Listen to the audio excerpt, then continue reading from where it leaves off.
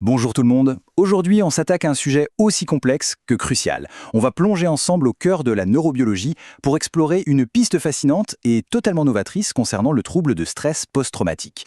C'est une condition psychiatrique très lourde et, comme on va le voir, la science est peut-être sur le point de changer la donne. On croit tous que les thérapies psychologiques et les antidépresseurs classiques sont les seules solutions possibles face aux troubles de stress post-traumatique. Mais la réalité, c'est qu'une stratégie ciblant de puissants antioxydants offre une véritable contre-mesure biologique. Ça remet pas mal de choses en perspective, non? Beaucoup pensent que les séquelles sévères d'un traumatisme ne touchent que de rares cas isolés, mais l'urgence mondiale est bien réelle. Environ 3,9% de la population générale souffre de ce trouble, c'est énorme.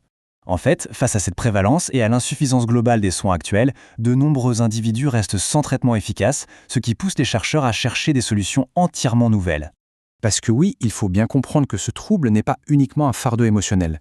Les recherches montrent que le stress oxydatif et la neuroinflammation jouent un rôle fondamental. En gros, ces réponses inflammatoires activent des cellules immunitaires dans notre cerveau et suppriment carrément la neurogénèse dans des zones liées à la mémoire et à la peur, comme l'hippocampe et l'amygdale.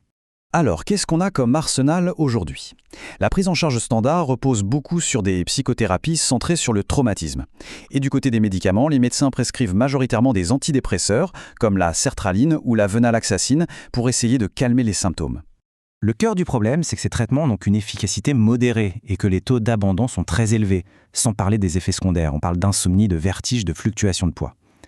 C'est pour ça que la stratégie antioxydante est si prometteuse. Elle vise la neutralisation biologique directe des radicaux libres. Elle s'attaque vraiment aux racines cellulaires du problème et pas juste aux symptômes de surface.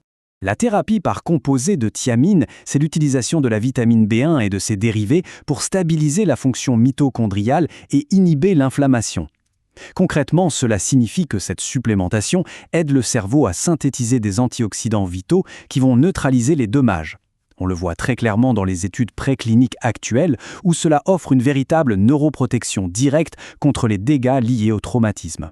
De jeunes souris de laboratoire ont reçu de la thiamine dans leur eau pendant 21 jours. Ensuite, cette condition expérimentale les a soumises à la présence stressante d'un rat prédateur, ce qui a conduit à des évaluations comportementales et moléculaires précises. C'est ce que la thérapie antioxydante explique. La prévention directe des dommages nécessite d'être testée face à une véritable menace biologique. C'est une approche stricte pour mesurer la vraie résilience. Et ce protocole est extrêmement rigoureux. Contrairement aux anciens modèles utilisant des chocs électriques, l'exposition à un prédateur crée une peur innée, sans blessure physique, ce qui mime parfaitement le développement du stress traumatique. Ensuite, les chercheurs ont pu évaluer des éléments comme la sensibilité à la douleur pour capter toute l'étendue de la détresse psychologique. Les résultats sont vraiment captivants. Chez les souris non traitées, le stress a provoqué une anxiété sévère, un toilettage excessif et une forte sensibilité à la douleur, une vraie dérégulation émotionnelle. Mais la présence préventive de vitamine B1 a presque entièrement corrigé ces dérèglements comportementaux. C'est impressionnant de voir cette récupération sur ce graphique. Les niveaux du groupe traité reviennent littéralement flirter avec la base des animaux qui n'ont subi aucun stress. Par exemple, la perte de poids a été évitée et l'hypersensibilité à la douleur, un symptôme classique chez les patients souffrant de stress traumatique, a été drastiquement atténuée. Et la magie opère aussi à l'intérieur du cerveau. Les chercheurs ont mesuré les protéines carbonylées et le glutathion, qui sont des marqueurs clés de l'oxydation.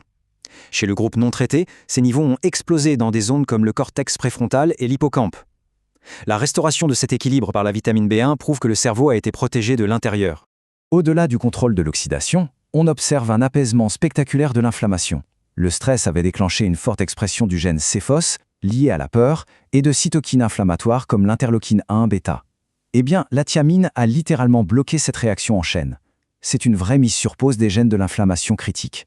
Alors, qu'est-ce que tout cela signifie pour nous? Ça trace une ligne directe vers un potentiel clinique incroyable. En voyant comment on peut normaliser le comportement, réduire le stress oxydatif et bloquer l'inflammation simultanément chez ces souris, il devient extrêmement pertinent d'envisager cette approche pour l'humain.